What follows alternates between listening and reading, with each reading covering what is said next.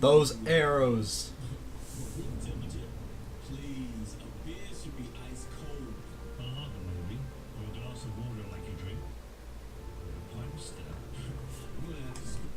What? I don't care. I don't get it. Most Europeans drink their beer at room temperature. Well, I they don't get drink that, it but what chilled. took the whole topic from... I don't know. They're just being... It's gallows humor. And I like how there's a major highway, a major civilian highway right next to the fucking missile silo, and nobody was like, hey, what the hell's that missile doing?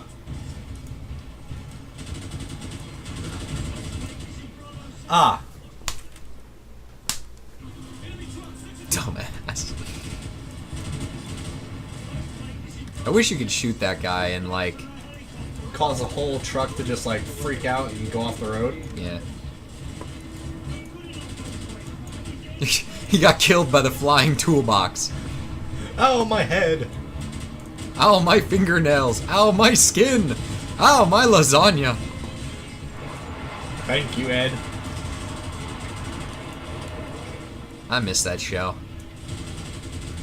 All Don't the worry. good shows from my childhood are gone. Now you get Flapjack. That's gone as far as I'm aware. Oh, really? Yeah, I'm pretty sure that got canceled. Whee! This must just happen like on a daily basis in fucking Russia because nobody seems to be... No one's stopping or pulling over. No one cares. Gunfire on a Russian highway? That's not unheard of. Oh, it's been 3 days. I wondered where it would be.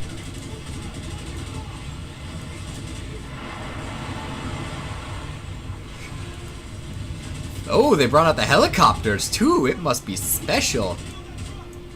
Oh, I wish I was part of that.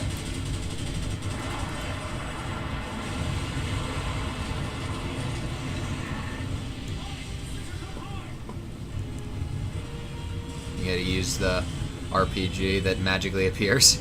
And yeah, okay, that's the greatest idea I've ever heard.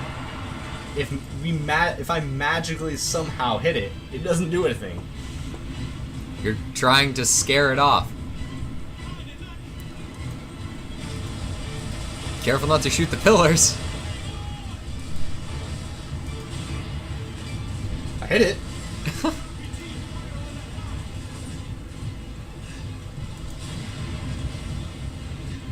There we go. What are you doing? How do you get stingers? I want stingers. Everyone has stingers but me. I have the old ancient No, that weapons. guy's got like an AT-4 up there.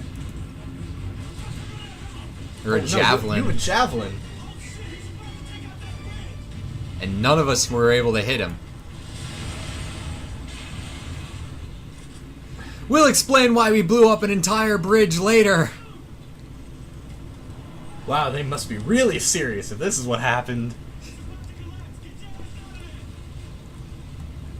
Wow, this bridge must not have been built very well if it can't sustain an attack from behind.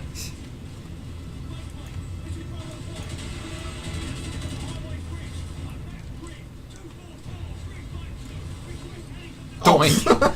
Dumbass.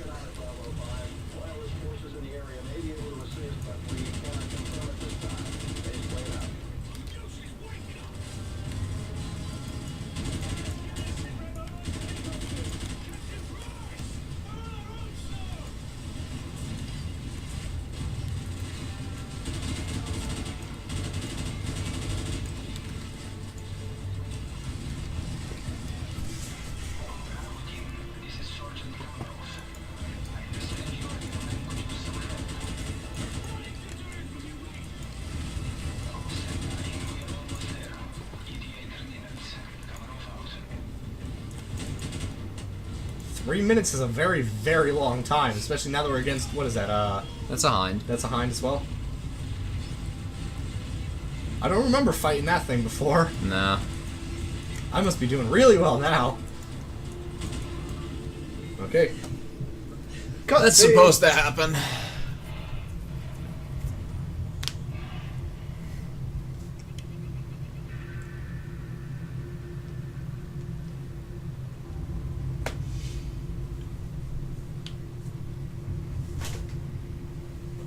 Choo choo. Choo choo.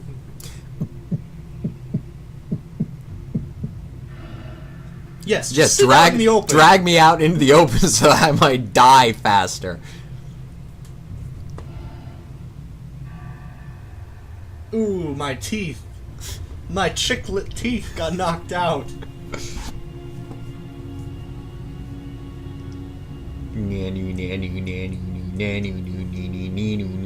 No, Captain Prize! My fingers are not long enough. No, Bananarama. Look at the one guy just has like a random M60. Yeah. Well, Gad's dead. Well, that sucks. He owed me a beer. Exploding helicopters.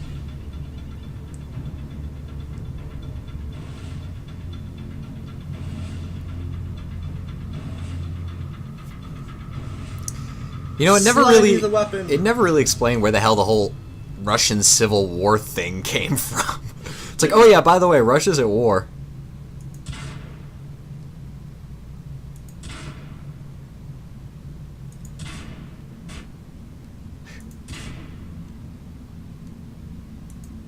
Oh, I was gonna shoot him in the ass. And that's pretty much it. Now it's just a little cutscene. And they never explain why the hell Captain Price gets thrown into prison in Modern Warfare 2. Because it's like, 1 second they're helping us, next second, you go to jail!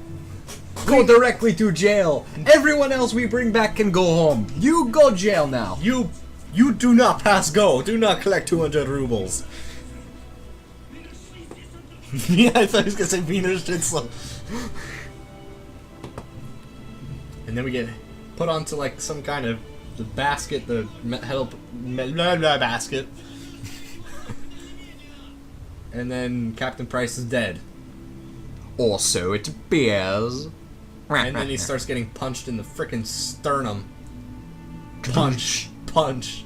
This is called Russian CPR. Breathe.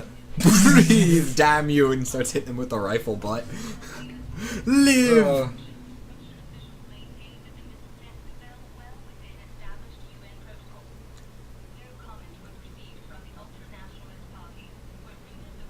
I like how no one else realized there's a fucking war. Yeah. How long ago did that fucking happen? 3 days. 3? Apparently in this day and age, only 3 days is what you get for searching. After that, hell no. All this crap happened in 3 days, though. I know. That's what I'm saying. Alright, we'll just let this load and then we'll go into the epilogue real quick. Yeah, we'll let it all... The random, meaningless epilogue. It's like, you think that might mean something in Modern Warfare 2? But it doesn't. But it doesn't. I guess what we could do is we could do our final thoughts while these credits are playing. Yeah. Because we didn't do it when we originally did this game. No.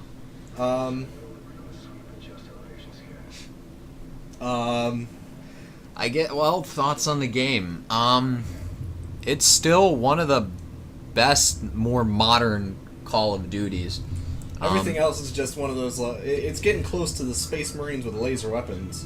You know, it's... Once again, this was the one that, you know, it set the standard for everything that followed. Right. It's not that everything that followed wasn't good in its own right, but it's... How do they have a Hummer? You're just sort of being compared to the thing that started a completely new era, so to speak, of first-person shooters. And, you know... What the hell? What is that I hear? Oh, the grisly sound of silence. But, you know, this game really was a game changer, so to speak, for the genre of first-person shooters. Before then, it had either been, you know, sort of the Space Marine first-person shooters. The game crashed again. Or World War II. Fuck. The recording still's going, so anyway. Yeah, we'll just keep recording. But, you know, before that, there wasn't really a lot of variety. You had, you know, sort of the spacey sci-fi shooters, and then World War II was and really... that was it. The two World War II extremes. was really the only realistic... because it was well established of what happened. Yeah. Until you get to like Wolfenstein, where there's like occult crap and all that other stuff. But it did... Give us a second. We'll come back with the epilogue and we'll talk more. Just a sec. Okay. And we're back. We're going to do the epilogue here. We're going to do it on Recruit just so it's quick. Right.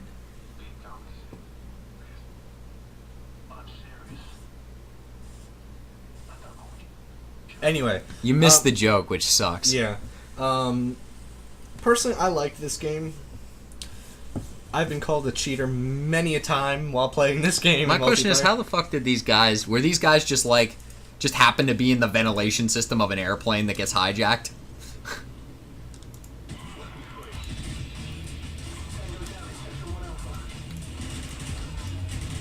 Sector 1 Alpha, it's a freaking plane. Just say seating row AA or... Coach.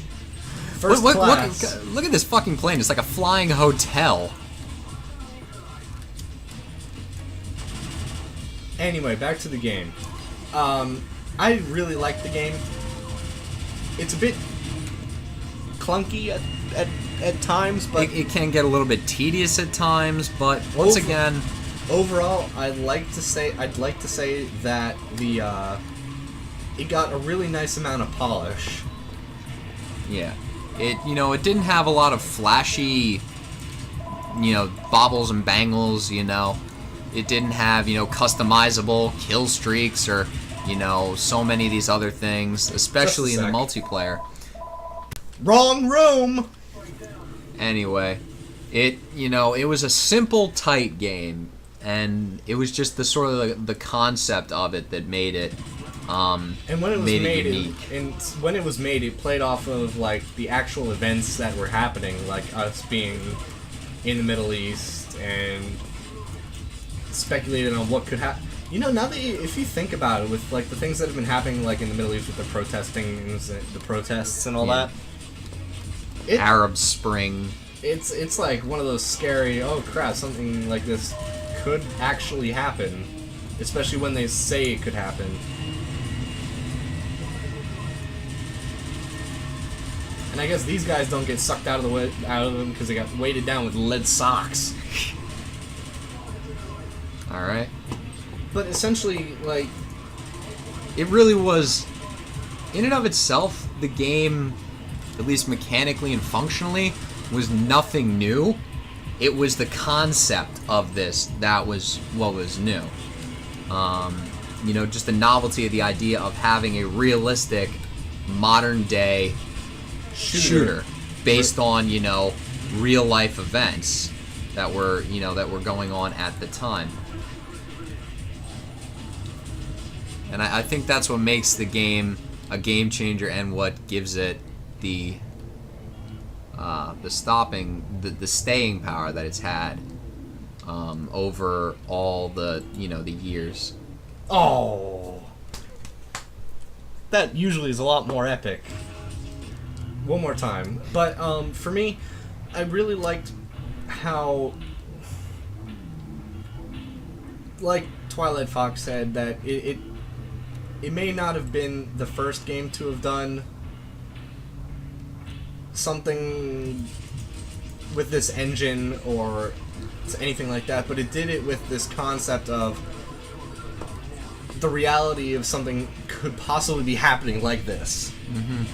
And the reason it was so popular is because it did mesh so well with the current, geopolitical atmosphere that we were in at the time. Had it been, I don't know, we're at war with Venezuela, it wouldn't have had the sort of stopping power and the staying power, that it has. It's a game, but it's also sort of a commentary. Right. So generally, I wouldn't necessarily give this a perfect 10 out of 10. I'll give it a 9.5 out of 10. There were some quirks. There are always some quirks. I don't think there's any game out there that really you can say was 10 out of 10. It's just not possible. That's what you strive for, but you always fall short of. In one way or the other, whether it's time constraints, something programmed that went weird. But generally, I think this is one of my favorite games I've played. And playing it through again, sort of to bookend the beginnings of TMFTP, I think it was it was refreshing to go through it again, you know? Right. Because after all the crazy storylines and stuff you had in Modern Warfare 2 and Black Ops and stuff like that, it was nice. And then you got the flying frogs and planters from Crysis. It was nice to have something that was something a little bit more familiar. Yeah, something a little bit more subdued in terms of its not as flashy. Yeah. It's one of those it kind of sits in the back. Well, it didn't sit in the background in terms of how popular it was, but it wasn't something like, look, you get to be a space marine with a giant mushroom for an arm. It's one. It doesn't like. It's like you are a soldier. You are in the Middle East or Russia, and you go against the stereotypical Russian baddie. You know, and in the end, you know, this game was great. It still is a must play for gamers, even though it did come out 4 or 5 years ago now. 4 years, yeah. Yeah, so we'll see you guys next time. This is Twilight Fox 109. Game Freak 526 Source signing out.